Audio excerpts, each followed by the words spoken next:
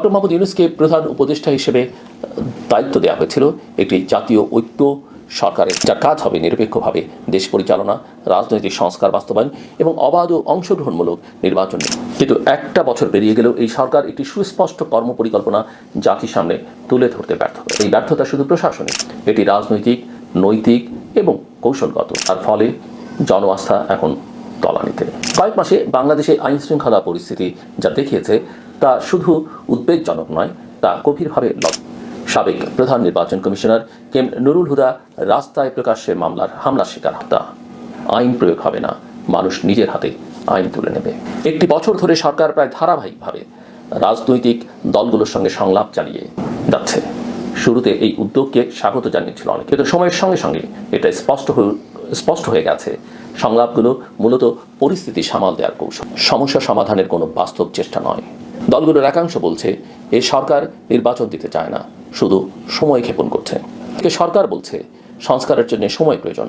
আওয়ামী লীগের পতনের পর বহু মানুষ ভেবেছিল এবার হয়তো বিএনপি একটি নতুন সুযোগ পাবে, কিন্তু বিএনপি নিজেই এখনও গৃহযুদ্ধের মতো অভ্যন্তরীণ দ্বন্দ্বে ভুগছে। তারেক রহমানের নেতৃত্বে সংস্কারের ডাক এসেছে ঠিকই, কিন্তু দলের ভেতরের বহু নেতা এতে দ্বিমত পোষণ করতে তাদের আচরণে সেটাই প্রমাণিত হয়।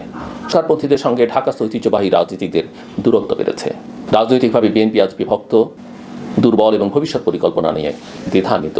মুখে বা কাজে কর্মে তারা যাই বলুন না কেন, দেশ তৃণমূলে বাস্তবায়িত হচ্ছে না। অন্যদিকে জাতীয় নাগরিক পার্টি এনসিপি, যারা নিজেদের নতুন রাজনৈতিক শক্তি হিসেবে তুলে ধরতে চাচ্ছে, নানা বিতর্কে জর্জরিত। বিশেষ করে ধর্মীয় উস্কানি, কট্টরবাদী মঞ্চে অংশগ্রহণ বা নারী বিষয়ক সংস্কার বিরোধী অবস্থান, এসব তাদের গণতান্ত্রিক ভাবমূর্তিকে প্রশ্নবিদ্ধ করেছে। এনসিপি তরুণদের মধ্যে কিছু গ্রহণযোগ্যতা তৈরি করলেও এখনও পর্যন্ত তারা একটি সুসংগঠিত, পরিপক্ক, নীতিনিষ্ঠ রাজনৈতিক দলের রূপ নিতে পারেনি। এখন পর্যন্ত তাদের নিবন্ধনটা হয়নি। রাজনৈতিক বিভ্রান্তি ও নেতৃত্ব শূন্যতার সুযোগে ইসলামপন্থী দলগুলো আবার সংগঠিত হতে শুরু করেছে। জামায়াত ইসলামী, হেফাজত ইসলাম এবং বিভিন্ন কওমি প্ল্যাটফর্ম মাঠে সক্রিয় হয়েছে।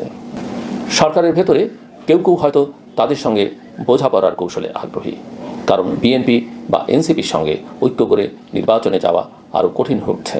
প্রশ্ন হচ্ছে, যদি 2026 সালের ফেব্রুয়ারিতে নিরপেক্ষ নির্বাচন হয়ও, তাহলে সেই নির্বাচনের কাঠামো কেমন হবে? ইসলামপন্থী গোষ্ঠীগুলোর ভূমিকা কতটুকু থাকবে? তাদের সঙ্গে সমঝোতায় যাবে নাকি জনগণের অধিকারের প্রশ্নে দৃঢ় অবস্থান নেবে? ওদিকে এনসিপি আবার ইসলামপন্থীদের সঙ্গে নানাভাবে সংযোগ, ঘনিষ্ঠতা বজায় রেখে চলেছে।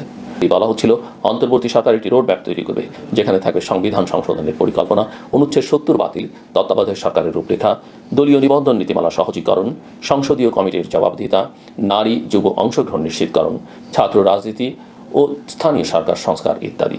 কিন্তু এক বছরও সেই রোডম্যাপ বাস্তবায়নের কোনো লক্ষণ দেখা যায়নি। সংস্কার কমিশন গঠনের উদ্যোগ নেওয়া হলেও কার্যকরভাবে মাঠে নামেনি। সংলাপে আলোচনা হয়েছে, কাগজে খসড়া তৈরি হয়েছে, কিন্তু জনগণের জীবনে বা রাষ্ট্রীয় কাঠামোয় তার প্রভাব নেই। বরং সরকার এখন আরও বেশি সময় চাইছে। বিরোধী দল বলছে এটা ভোট পেছানোর ছক। পরিণতির জন্য ধৈর্য দরকার। বাংলাদেশের রাজনৈতিক পরিস্থিতি শুধু দেশীয় নয়, আন্তর্জাতিকভাবে গুরুত্বপূর্ণ হয়ে উঠেছে। বারবার অবাধ নির্বাচনের দাবি জানিয়েছে।